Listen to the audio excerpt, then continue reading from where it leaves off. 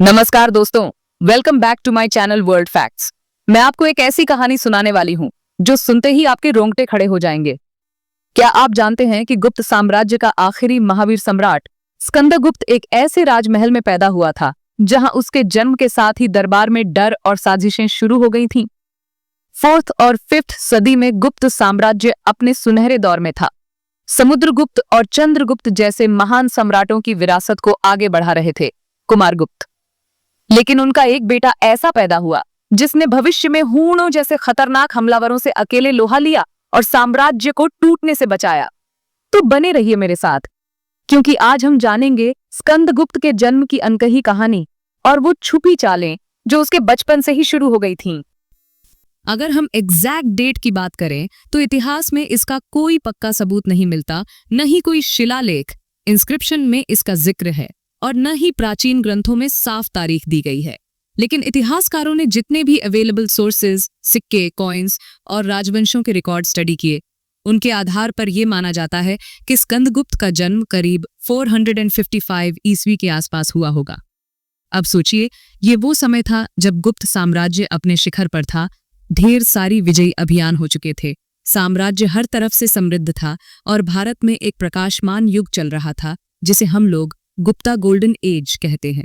इतना पावरफुल और शांत समय होने के बावजूद राजमहल के अंदर सत्ता को लेकर छोटी छोटी साजिशें चल रही थीं। कुमारगुप्त, जो स्कंदगुप्त के पिता थे, वो भी अपने बाद के उत्तराधिकारी को लेकर चिंता में थे। ये भी रोचक है कि उस समय महल के ज्योतिषी, रॉयल एस्ट्रोलॉजर्स और पंडित लोग बच्चे के जन्म पर कुंडली, हॉरोस्कोप देखकर भविष्यवाणी करते थे।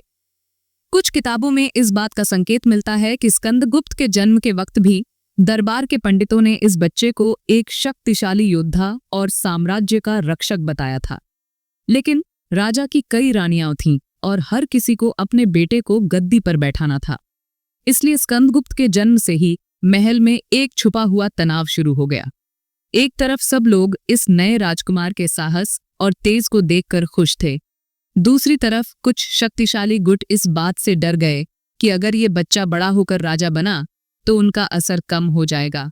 ये माहौल समझना बहुत जरूरी है, क्योंकि इसी वातावरण में एक छोटा स्कंदगुप्त परवरिश पा रहा था। उसके जन्म की तारीख भले ही एग्जैक्ट न मिले, लेकिन उस समय के दरबार का माहौल और छोटी बड़ी अफवाहें उसकी कहानी में बहुत बड़ी भूमिका निभाती हैं। माता का नाम बिल्कुल स्पष्ट नहीं है, पुराने शिलालेखों और ताम्रपत्रों में कहीं सीधा उल्लेख नहीं मिलता। कई इतिहासकारों का मत है कि स्कंदगुप्त की माता मुख्य महारानी नहीं थी, बल्कि संभव है कि वह कोई कनिष्ठ पत्नी या महल की किसी सहरानी वर्ग से थी। इसी वजह से दरबार में उसे शुरू से ही एक वैकल्पिक उत्तराधिकारी माना गया। गुप्त राजवंश में परंपरा थी कि सिंहासन पर वही राजकुमार बैठता जिसे राजा की प्रधान रानी जन्म देती थी। बाकी रानियों के पुत्र अक्सर या तो सीमांत प्रांतों में राज्य चलाते या फिर सेना के उच्च पदों पर तैनात कर दिए जाते थे। स्कंदगुप्त के साथ भी कुछ ऐसा ही सोच रखा गया था। उसे बचपन में सीधे गद्दी का वारिस नहीं माना गया, बल्कि एक शक्तिशाली विकल्प की तरह तैयार किया गया, ताकि अगर कभी मुख्य राजकुमार असमर्थ हो तो साम्राज्य उसके हाथों सुरक्षित रहे। इस विचार ने ही स्कंदगुप्त के जीवन की दिशा तय कर दी। उसे शुरू से ही दूसरे राजकुमारों से अलग रहकर अधिक कठोर सैन्य और प्रशासनिक प्रशिक्षण दिया जाने लगा। दरबार के अंदर इस बात को लेकर कुछ गुटों में बेचैनी भी थी, क्योंकि एक वैकल्पिक वारिस कई महत्वाकांक्षी दरबारियों के लिए खतरे की घंटी था। इसी परिस्थिति ने स्कंदगुप्त को बचपन से ही संघर्ष और राजनीति से जूझना सिखा दिया। जन्म के समय महल में कई प्रसिद्ध ज्योतिषी बुलाए गए थे, जो राजा कुमारगुप्त के भरोसेमंद पंडित माने जाते थे। उस दौर में राजपरिवार में किसी भी राजकुमार के जन्म पर कुंडली बनाना और भविष्यवाणी कराना बेहद आम बात थी। कहते हैं कि स्कंदगुप्त के जन्म के बाद जब उसकी जन्म कुंडली देखी गई तो ज्योतिषियों ने एक अनोखी और थोड़ा डराने वाली भविष्यवाणी की। उन्होंने दरबार में खुलकर कहा कि ये बालक साधारण नहीं है। इसके ग्रह और नक्षत्र इस बात के संकेत दे रहे हैं कि ये या तो गुप्त साम्राज्य को सबसे बड़े संकट से बचाएगा या फिर खुद दरबार में ऐसा विद्रोह खड़ा करेगा कि सत्ता की दीवारें हिल जाएंगी। ये सुनकर कुमारगुप्त तो अंदर से संतुष्ट थे कि संकट के समय उनका बेटा साम्राज्य को बचा लेगा, लेकिन कई रानियां और राजकुमार इस भविष्यवाणी को लेकर असहज हो गए। महल में धीरे धीरे लोग फुसफुसाने लगे कि कहीं यह बच्चा बड़ा होकर अपने ही भाइयों और दरबारियों के खिलाफ न खड़ा हो जाए। यही भविष्यवाणी आगे चलकर महल के अंदर शक, गुटबाजी और साजिशों की जड़ बन गई और स्कंदगुप्त के व्यक्तित्व को भी उसी ने आकार दिया। कुमारगुप्त खुद अपने समय के एक सफल और विजयी सम्राट माने जाते थे। युवावस्था में ही उन्होंने अपने पिता की तरह कई सीमांत प्रांतों पर सैन्य अभियान चलाए थे। पश्चिम से लेकर पूर्व तक कई छोटे छोटे राजा कुमारगुप्त के अधीन आ गए थे। इन्हीं विजयों की वजह से उनके शासनकाल को गुप्त साम्राज्य की स्थिरता और समृद्धि का दौर माना जाता है। कुमारगुप्त अच्छी तरह समझते थे कि शक्ति का सम्मान केवल तब तक ही होता है जब उत्तराधिकारी भी उतना ही सामर्थ्यवान हो। वो जानते थे कि एक कमजोर वारिस की वजह से पूरा साम्राज्य बिखर सकता है, ठीक वैसे ही जैसे कई पुराने राजवंशों में देखने को मिला था। इसीलिए कुमारगुप्त ने स्कंदगुप्त के बचपन से ही उसे शास्त्र और शस्त्र दोनों में पारंगत बनाने की ठान ली। उन्होंने राज्य के सबसे अनुभवी सेनापति, आचार्य और शिल्पियों को नियुक्त किया कि वे स्कंदगुप्त को न सिर्फ युद्ध कौशल सिखाएं बल्कि राजनीति और कूटनीति की बारीकियां भी समझाएं। राजमहल में कई लोग सोचते थे कि स्कंदगुप्त तो केवल एक विकल्प है, लेकिन कुमारगुप्त ने अंदर ही अंदर उसे उसी स्तर पर तैयार किया जिस स्तर पर एक सिंहासन का असली वारिस तैयार होता है। इस फैसले से ही स्कंदगुप्त में वो आत्मविश्वास और युद्धक चातुर्य आया जिसने आगे चलकर उसे साम्राज्य का रक्षक बना दिया।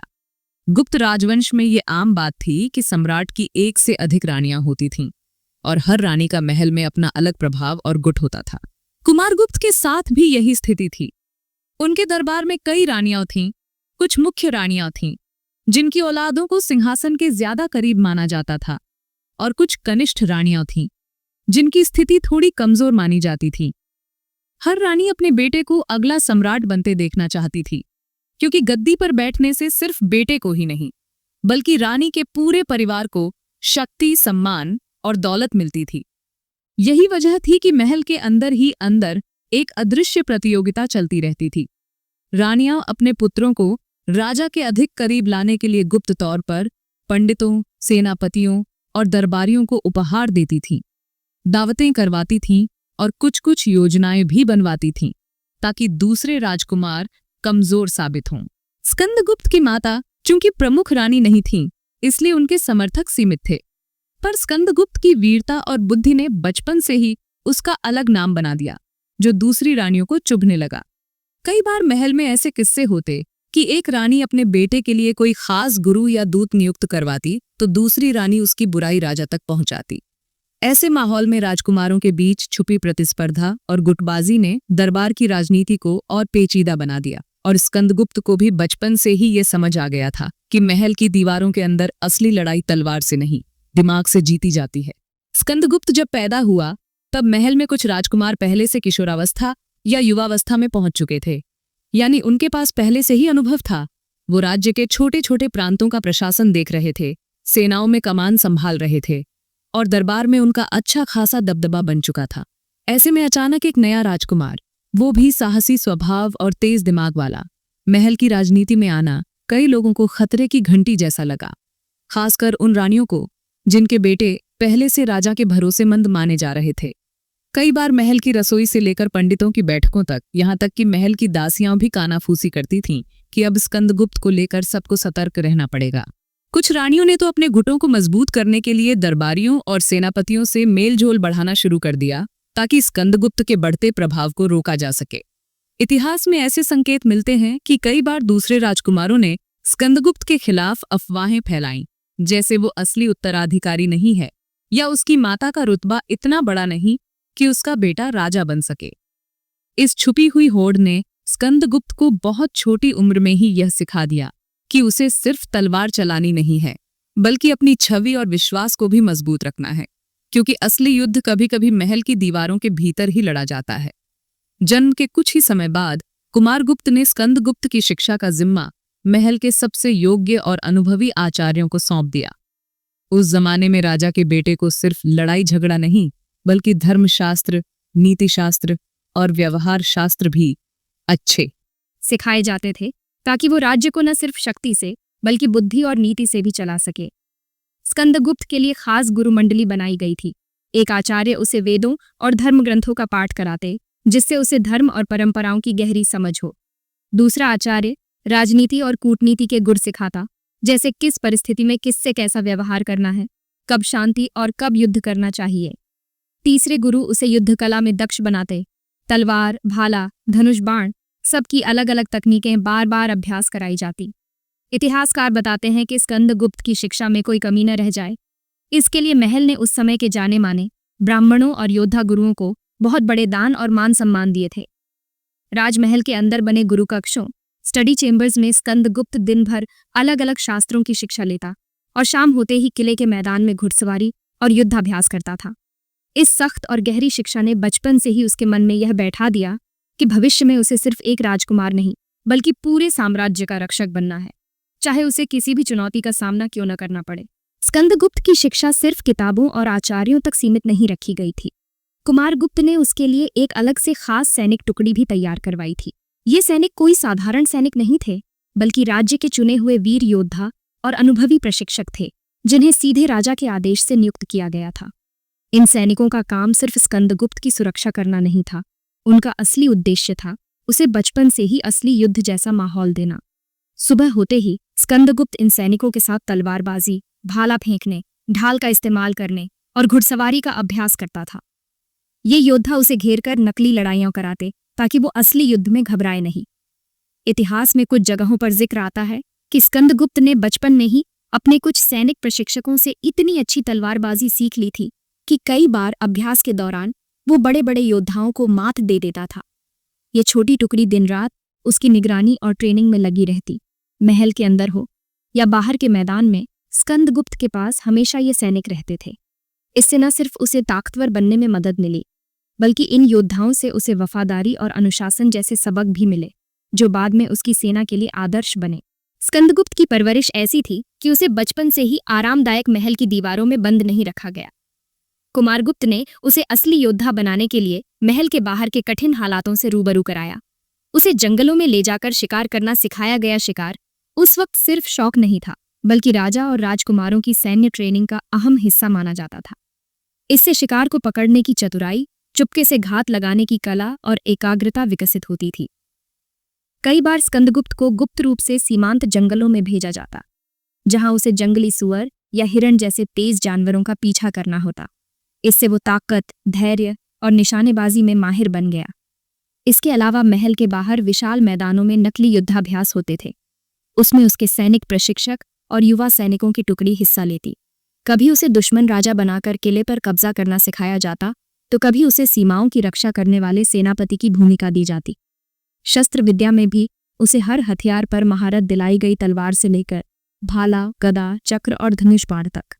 इतिहासकार बताते हैं कि स्कंदगुप्त इतनी छोटी उम्र में ही इतने शस्त्रों में पारंगत हो गया था कि कई बार वरिष्ठ सेनापति भी उसकी तकनीक देखकर हैरान रह जाते हैं।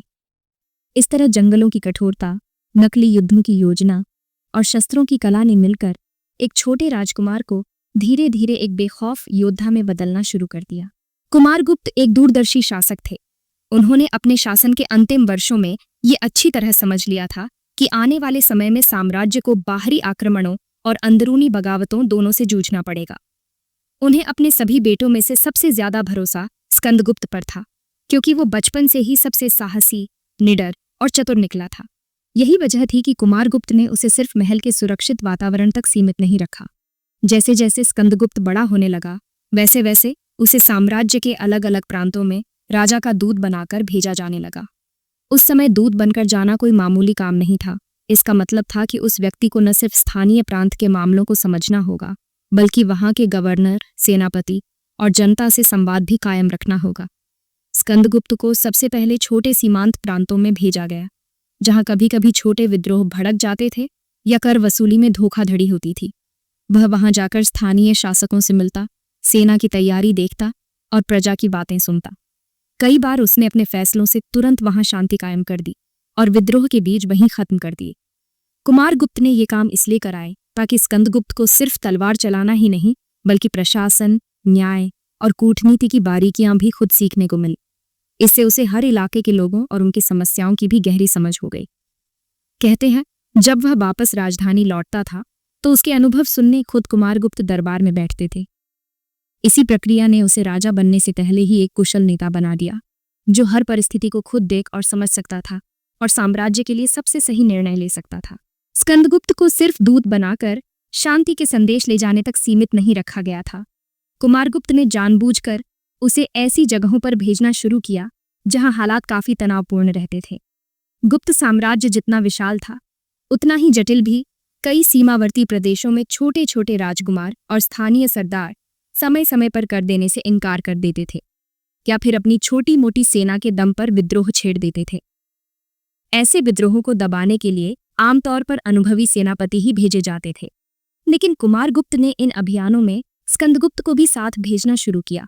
उसका मकसद दोहरा था। एक तो स्कंदगुप्त को असली युद्ध की गर्मी में डालना, दूसरा सैनिकों और सेनापतियों के बीच उसकी एक वीर नेता की छवि बनाना। इतिहासकार बताते हैं कि कई बार इन सीमांत इलाकों में विद्रोही सरदारों ने सोचा कि एक युवा राजकुमार शायद डर जाएगा या बिना युद्ध लड़े समझौता कर लेगा, लेकिन स्कंदगुप्त ने मौके पर ही अपनी छोटी टुकड़ी के साथ मोर्चा संभालकर विद्रोहियों को या तो हराया या बिना खून खराबे के उन्हें झुका दिया। इन अभियानों में उसने सिर्फ तलवार नहीं चलाई, बल्कि अपनी राजनीति और बातचीत की कला से भी कई मुश्किलों को सुलझाए। सेनापतियों ने देखा कि ये राजकुमार न सिर्फ रणभूमि में साहसी है, बल्कि उसे सैनिकों की कमान संभालनी भी बखूबी आती है। ऐसे एक एक छोटे अभियान ने ही धीरे धीरे उसकी बहादुरी की कहानियों को दरबार से लेकर सैनिक छावनियों तक फैला दिया और सेनापतियों का भरोसा जीत लिया कि अगर भविष्य में कोई बड़ा संकट आए तो यही राजकुमार उनके साथ मोर्चा संभाल सकता है।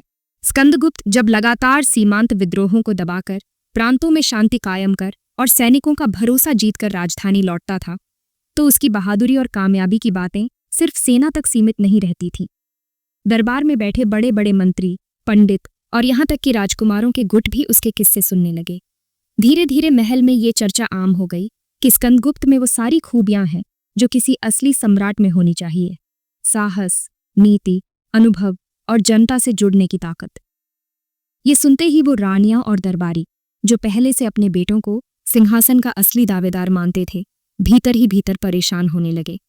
कुछ दरबारियों को डर था कि अगर स्कंदगुप्त की इसी तरह वाहवाही बढ़ती रही तो कुमारगुप्त का मन बदल सकता है और वो किसी बड़े राजकुमार को हटाकर स्कंदगुप्त को सिंहासन सौंप सकते हैं। इस डर ने कई विरोधियों को मजबूर कर दिया कि वो छुपकर महल में षड्यंत्र रचे। कई बार दरबार में बैठकों के दौरान विरोधी गुट उसके खिलाफ अफवाहें उड़ाते। कोई कहता कि वह अपने भाइयों के अधिकार छीनना चाहता है, तो कोई कहता कि वो सैनिकों को पैसे और पद का लालच देकर अपनी तरफ कर रहा है। पर इन तमाम चालों के बावजूद स्कंदगुप्त की लोकप्रियता कम होने के बजाय और बढ़ती गई। सैनिक उसे दिल से चाहते थे, प्रजा उसे न्यायप्रिय समझती थी और उसके शौर्य की कहानियां देश के कोने कोने तक पहुंचने लगी थीं। यही बात महल के विरोधियों को भीतर ही भीतर खाई जा रही थी, क्योंकि अब उनके पास साजिशों के अलावा कोई रास्ता नहीं बचा था। स्कंदगुप्ता की पॉपुलैरिटी ने पैलेस के अंदर बैठे पुराने ग्रुप्स की नींद उड़ा दी थी। दोज क्वींस एंड कोर्टियर्स जिन्होंने अपने बेटों को फ्यूचर एम्परर बनाने के लिए सालों से प्लॉटिंग की थी, अब परेशान थे। अब उन्हें लगने लगा कि अगर अभी कुछ नहीं किया, स्कंदगुप्ता सीधे गद्दी पर बैठ जाएगा। This fear started secret meetings inside the palace. कई गुप्त बैठकें होने लगी। क्वींस के ट्रस्टेड मिनिस्टर्स, पुराने फैमिली कॉर्टियर्स और एम्बिशियस पैंडिट्स इन मीटिंग्स में शामिल होते। प्लान्स बनती थी, कभी एकांत पैलेस रूम्स में, कभी क्वींस के पर्सनल बिल्डिंग्स में या कभी कभी टेम्पल्स के अंदर। सिर्फ एक ही एजेंडा था, स्कंदगुप्ता को थ्रोन से दूर कैसे रखा जाए। Sometimes they discussed creating a fake conspiracy against him, जैसे उस पर रेबल ग्रुप से मिलने का आरोप लगाना। फॉल्स एक्यूजेशंस लिखे जाते ताकि स्कंदगुप्ता की इमेज खराब हो।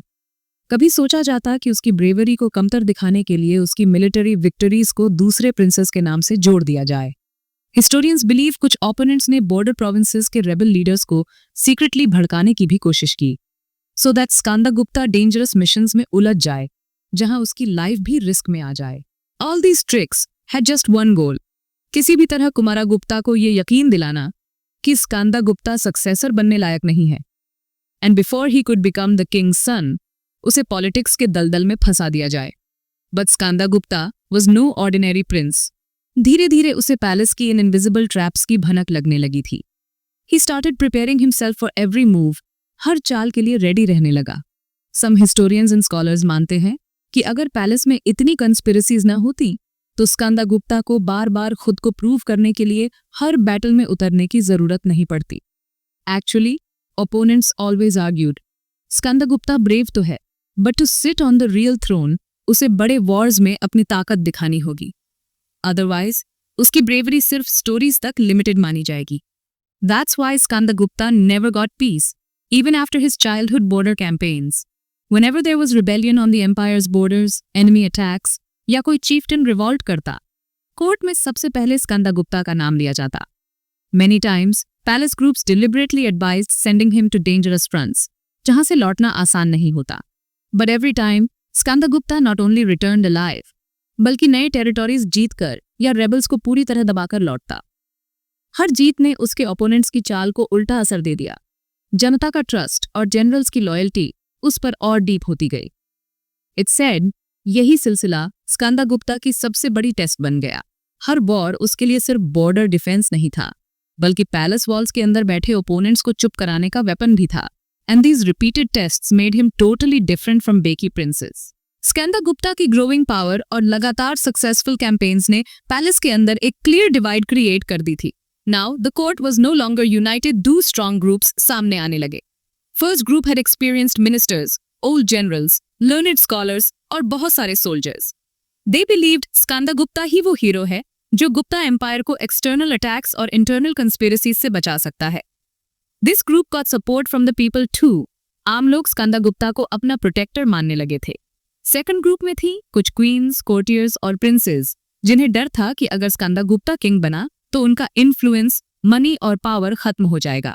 These people often tried to downplay his victories, criticize his decisions और राजा कुमारगुप्ता के कान भरते रहते। इन दोनों ग्रुप्स की टग ऑफ वॉर ने कोर्ट को एक इनविजिबल बैटलफील्ड बना दिया था, जहां swords नहीं, वर्ड्स, रूमर्स और ट्रिक्स यूज होती थी।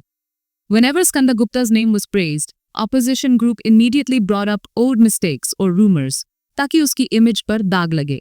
बट जितनी बार ओपोनेंट्स कोशिश करते, उतनी बार उसके सपोर्टर्स और स्ट्रांगली उसके पीछे खड़े हो जाते। These two groups slowly became the axis of palace politics. One side, the future hero, and the other, a scared court. No matter how many conspiracies ran in the court, palace के बाहर आम जनता और soldiers की नज़र में स्कंदगुप्ता की image बिल्कुल अलग बन रही थी। They started seeing him as a young hero. ऐसा हीरो जो सिर्फ बोलता नहीं था, बल्कि हर बार सोर्ड उठाकर क्राइसिस का सामना करता था। Whenever any border area rebelled or there was a threat of foreign invasion, लोग बस एक ही नाम सुनना चाहते थे, स्कंदगुप्ता। विलेजेस, मार्केट्स और आर्मी कैंप्स में उसकी ब्रेवरी की स्टोरीज सिर्फ स्टोरीज नहीं, बल्कि रियल एग्जाम्पल्स की तरह सुनाई जाती थी। Many times, when he returned victorious, लोग सड़कों के दोनों किनारे फूल बरसाते, बच्चे उसके घोड़े के पीछे दौड़ते और सोल्जर्स जय स्कंदगुप्ता के नारे लगाते। यंग सोल्जर्स उसे अपना आइडियल मानते थे। For them, he was a commander जो फाइट में सबसे आगे रहता और अपने सोल्जर्स के साथ सेम हार्डशिप्स झेलता। जहां कुछ प्रिंसेस अपनी रॉयल लग्जरी में खोए रहते, स्कंदगुप्ता अक्सर सोल्जर्स के टेंट्स में जाकर उनसे बातें करता, उनकी प्रॉब्लम्स सुनता और रात को उन्हीं के साथ खाना खाता। दैट्स वाई धीरे धीरे he was not just a palace Prince, he became a hope for the people and a leader for the army, जिसने अपनी यूथ में ही हर चैलेंज को करेज से पार किया। ऐसे स्कंदगुप्ता's विक्ट्रीज एंड ब्रेवरी की स्टोरीज दूर दूर तक फैलने लगी, वैसे वैसे एम्पायर के बॉर्डर एरियाज में उसका नाम ही फियर का दूसरा नाम बन गया। These were the same areas जहां छोटे छोटे चीफ्स, लैंडलॉर्ड्स या लोकल किंग्स अक्सर टैक्स देने में आनाकानी करते और whenever they got a chance, rebellion शुरू कर देते। पहले ऐसे विद्रोहों को दबाने के लिए कोर्ट से बड़ी आर्मीज भेजनी पड़ती थी। But after Skandagupta's rise, things started changing. Now sometimes just the news that Skandagupta is coming with his troops was enough. Rebel chiefs would send messengers to the palace at night, asking for forgiveness. People from border provinces used to say, if a chief didn't listen to spies, bas ek sentence kaha jata, Skandagupta is coming, and the rebel would get scared. Historians believe this fear was not just of his sword. लोग जानते थे स्कंदगुप्ता सिर्फ war नहीं करता, बल्कि enemy की tricks भी समझ जाता है। If any chief tried to escape with false promises, he would catch their cunning instantly. That's why borders slowly became stable. Many chiefs started paying taxes voluntarily so they wouldn't have to face Skandagupta. A young prince created such fear with his courage, जो पूरी army भी कई बार नहीं कर पाती थी. And that's how he became the empire's unbreakable guardian. Skandagupta की tough upbringing from childhood वही आगे चलकर उसकी सबसे बड़ी स्ट्रेंथ बन गई, especially when हंस जैसे fierce foreign invaders इंडिया की borders पर अटैक करने लगे. From childhood, he faced hunting in jungles, crushing border rebellions, living with soldiers, and real warlike situations. This made him not just physically strong, बल्कि उसे sharp mind और iron courage भी दिया. Huns were no ordinary enemy. ये Central Asia के nomad warriors थे. They were experts in horsemanship, archery, and surprise attacks. Their terror was so much. उस time, दुनिया का कोई भी बड़ा empire safe नहीं था. But Skandagupta used his childhood experiences as his shield. He used the same war tactics against the Huns' border patrols, deploying soldiers in small units, blocking enemies' secret routes, and launching surprise night attacks to break their armies. History is witness. Where other rulers gave up, Skandagupta stood firm and defeated the Huns' first big invasion. If he hadn't faced such tough training and conspiracies in childhood, शायद उसमें वो confidence और strategic sense नहीं आती जो Huns जैसे enemies से लड़ने के लिए चाहिए थी. That's why whenever Skandagupta's name comes up, log कहते हैं, he was no ordinary king. His destiny and childhood tests became the foundation for him to become India's protector emperor. The conspiracies that started within the family later became the reason for power struggles and bloodshed, but that's a story for the next episode. If you liked this video, do like, subscribe to the channel, and comment below. Do you want to hear the story of Skandagupta's power struggle and his biggest war? Your like